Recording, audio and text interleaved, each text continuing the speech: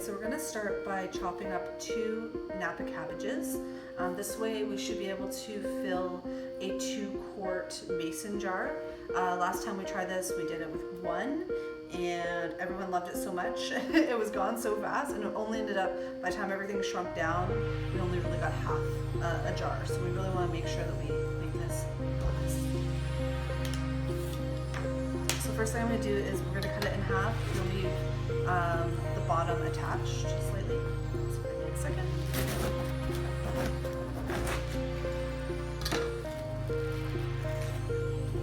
And then that way we can start cutting up like this, and it's all nicely connected so it doesn't become a huge mess, essentially.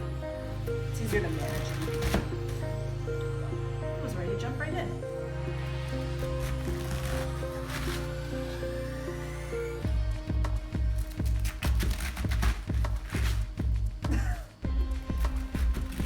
Springy today.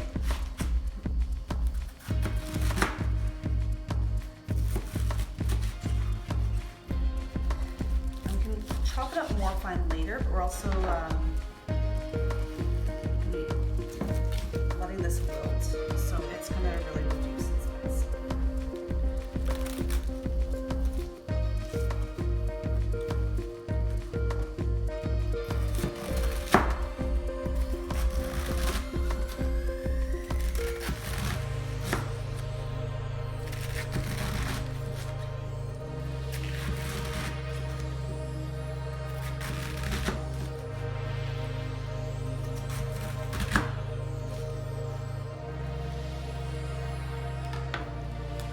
So while we've got one done here, I'm just gonna slide this inside it. What we're gonna do is we're gonna take our salt. This is enough salt for both cabbages, so it's normally a 1/4 cup per cabbage. So I'll use about half of this on these 2 halves. I'm just gonna like sprinkle it in really nice. Get in there.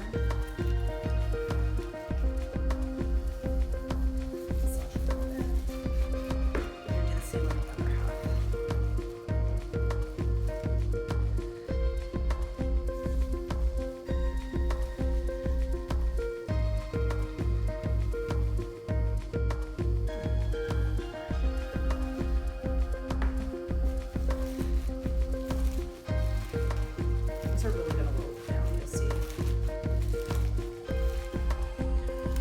Yeah, I can fit the other one in there. I'm debating on getting another bowl, but I think we can make it all work.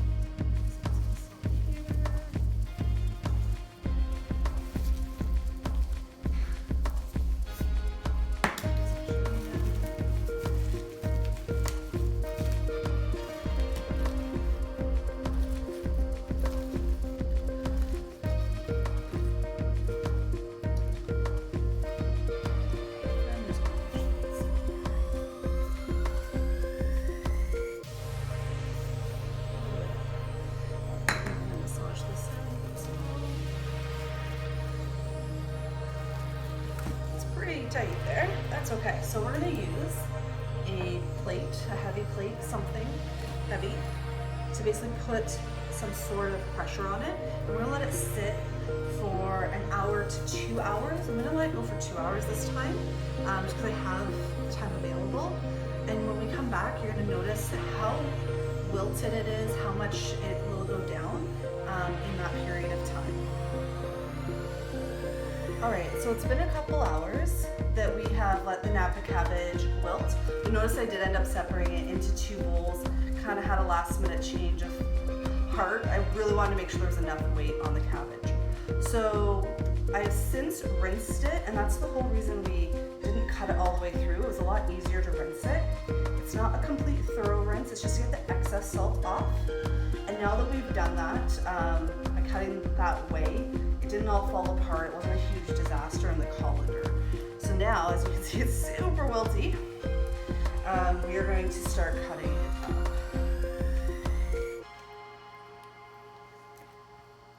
Just try it here.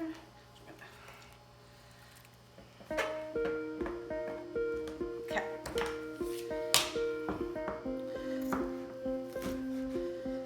So depending on how you like your kimchi, if you like long, straggly pieces, then don't cut as small as I am. My family prefers the smaller bits, so that's why I'm keeping them nice and tiny and small.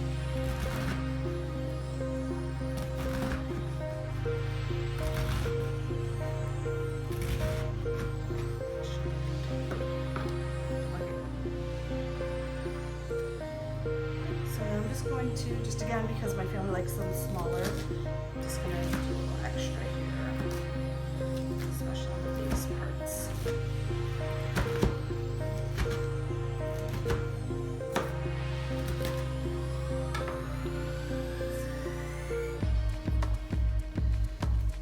And then we're just going to repeat it for another 3 times.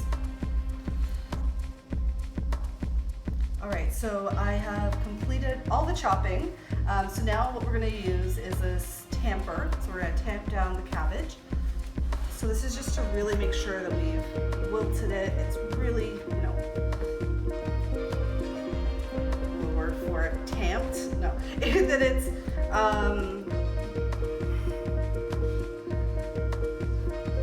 really smash the smithereens out of it. That's all I can think of. My words are escaping me right now for this one. Yeah, so you basically just want to make sure you get it really nice and almost like coleslaw. It's really, kimchi is just kind of like a spicy coleslaw. Now what makes this keto friendly is the fact that I am not putting in the flour base that most recipes will call for.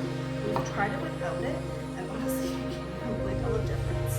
Like, it's still amazing. So it's not one of those things where you're gonna feel like you're about to sacrifice something, which is great. And I always find that it's harder to find seasonings and different things to make your food taste good on keto, so this is a great option. Okay, so I think that's pretty good to start. And honestly, I just got this on Amazon as well. Like it's not something that's easily available. I don't see them in grocery stores or Walmart very often, but I did find it on Amazon. Now I am going to chop up 3 cloves of garlic.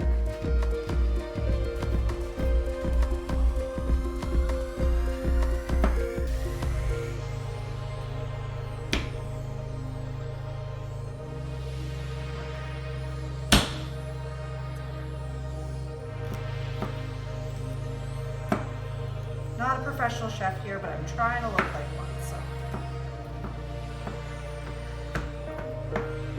I get the point of the smashing. It, you know, releases the acid. It's important. Okay. The other thing you normally would traditionally see in a kimchi is daikon radish. I just honestly, I couldn't find it around here, and so you just have to deal with what you have. Definitely it can be added, it's fine. So I'm just grating up some fresh ginger. You can use powdered, it's just ginger. No, everything's always better fresh, usually. So if you have it, great. If not, it's not the end of the world.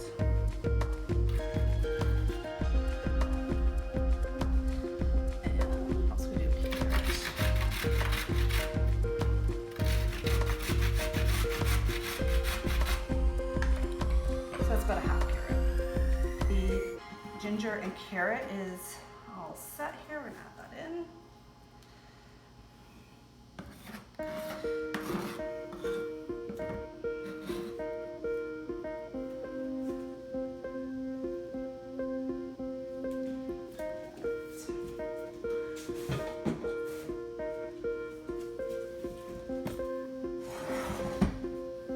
Okay, so now here's the fun part. So normally, when you look up these recipes, they will call for gochujang. I hope I'm pronouncing that right. If I'm not, I apologize. It is essentially impossible to find around here, but we did find it, of course, on Amazon, because when you can't find something, it's usually there. It was actually relatively cheap. It is a mild gochujang from what we found. Couldn't tell that necessarily by the packaging, but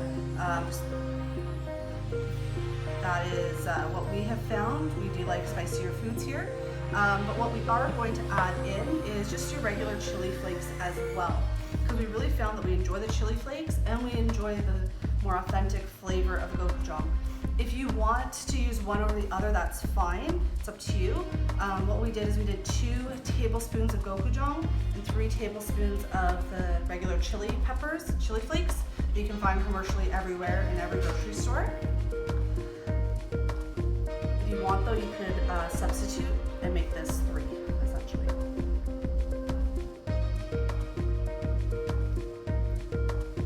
It's really like sticky, tasty.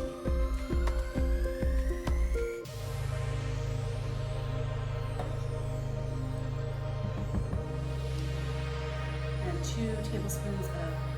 3 tablespoons of the chili flakes. And then 2 tablespoons of fish sauce. I'll show you the fish sauce that we're using. I don't think it really matters that much. We found this one just in the grocery store. Just a generic, it's Blue Dragon. I don't know if that matters or not, but we like the way this turns out. So essentially you're just mixing this up.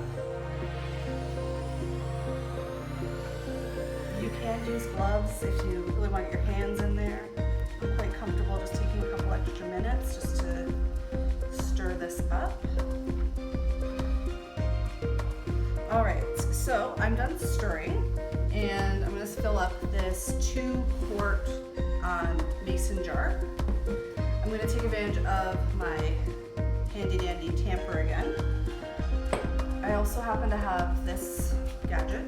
It just makes it easier to fill the mason jar. Again, not needed, you can just spoon it in, but since we have it, we're gonna take advantage of it. And the other thing that you may want to look at is some sort of way of holding it down under the liquid once the kimchi is in here. So because we do actually do some canning, we happen to have these glass weights that I will show you. You just kind of put on top, okay? If you don't have them, that's fine. I've used a Ziploc bag with some water on it just to keep it down. It's just for a little weight. It's not 100% necessary. You just want to make sure that you're checking on it and that the mixture is below the water line, which is safe. And as well, you can just put like a loose fitting lid on top. Just check on it every day. We happen to have, again, we're kind of into some funky stuff here. So we do some home brewing, so we are going to use this little contraption here. Again, you don't need to use it. It's called an airlock. You can, again, find them on Amazon or local brewing stores. I have it filled up. You can fill it up with a few different things. I have water right now. Vodka would be probably your preferred if you want to go that route. But again, a loose fitting lid is fine. So I'll show you what all this means. So I'm going to start by getting some of the mixture in here. And you do want all that liquid. Don't let that liquid go to waste. That liquid is important at the bottom here. I'll just show you how that's super juicy. Every so often, I'm going to do maybe one more spoon and tamp it down a bit.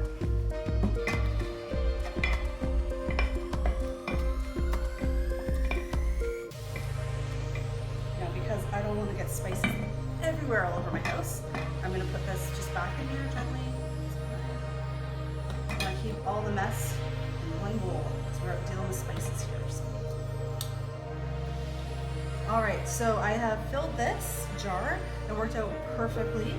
So the 2 Napa cabbages fit really well here.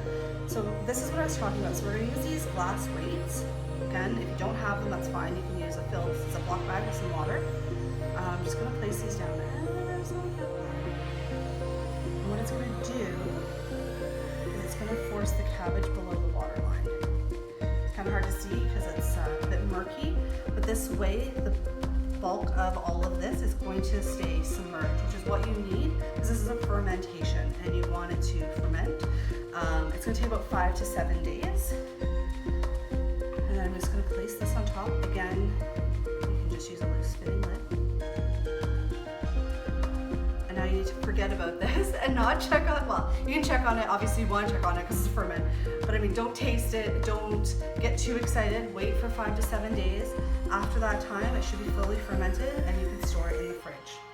If you enjoyed this video, please give me a thumbs up and subscribe to my channel. I'd really appreciate it, and have a great day. Bye now.